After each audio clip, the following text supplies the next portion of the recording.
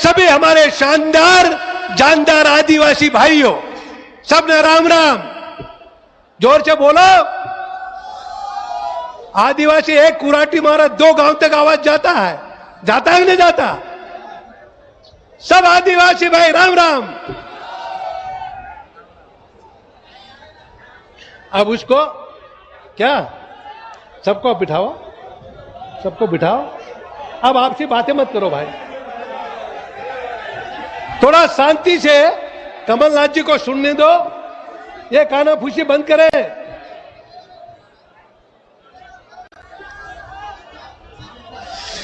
आदरणीय साथियों, आज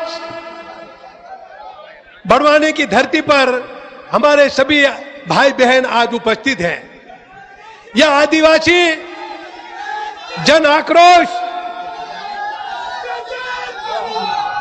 रैली में हमारे पूर्व मुख्यमंत्री आदरणीय कमलनाथ जी वो आए हैं।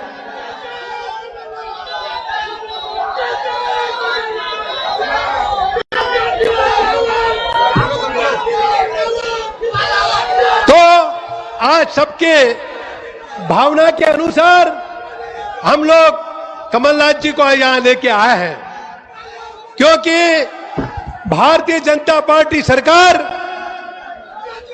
15 साल से हमारे आदिवासी भाइयों का शोषण कर रही थी। 15 साल से आदिवासी भाइयों की शोषण कर रही थी बीजेपी सरकार। इधर नरेंद्र मोदी दिल्ली में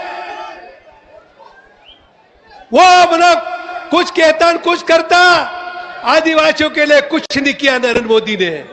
अबर शिवराज अपना भाषण ही ठोकता रहा, पर जमीन के ऊपर उनका कोई कार्यक्रम नहीं उतरा।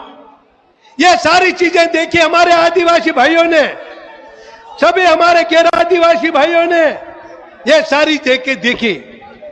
आखिर में 15 साल बाद हमारे आदिवासी भाइयों ने एकजुट होकर, गैर आदिवासी भाइयों ने एकजुट होकर कांग्रेसी सरकार स्थापित की थी।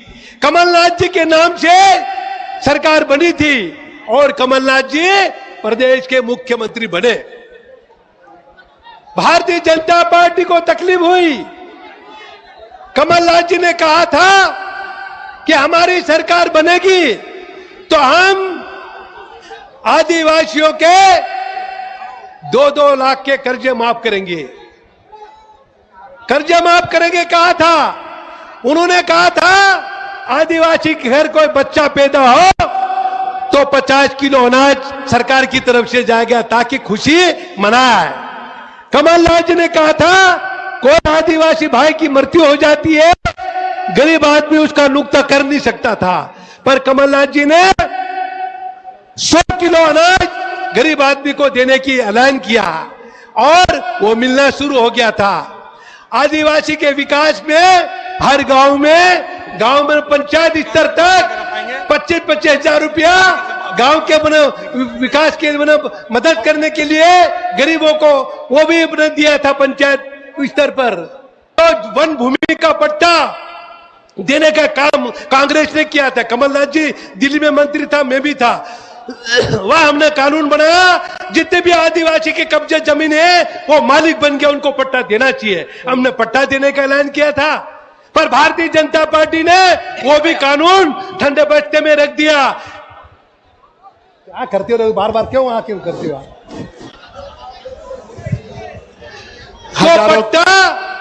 पट्टा देने का कानून भी निरस्त कर दिया, गरीबों को रोजगार देने की बात निरस्त किया। यह भारतीय जनता पार्टी की नीति है।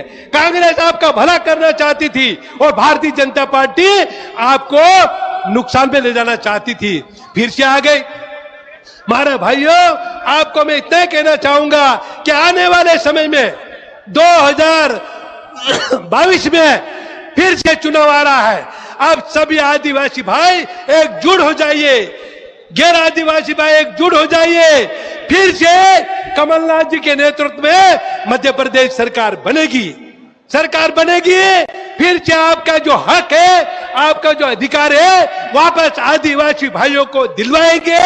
ये हमने एक वचनबद्ध तरीके से काम कर रहे हैं। तो साथियों, आज आप बड़ी संख्या में आए, आप अपने अपने गांव में जाकर भारतीय जनता पार्टी की पोल खोलो अभियान चलाओ और भाजपा को पूरी तरह से उखाड़ के फेंकना पड़ेगा 2022 में, तब जाके हम लोग अपना पूरा अभियान चला सकेंगे। आज यहाँ पर बड़वानी की धरती पर हजारों हजार लोग आए, आज सड़कों पे घूम रहे हैं, पुलिस रोक रही, बोले प्रशासन पूरी तरह से भाजपाकरण कर रहा है, मगर भाजपा के शासन में अधिकारी सुन ले, कोई भी भाजपा के करण करने की जरूरत नहीं है।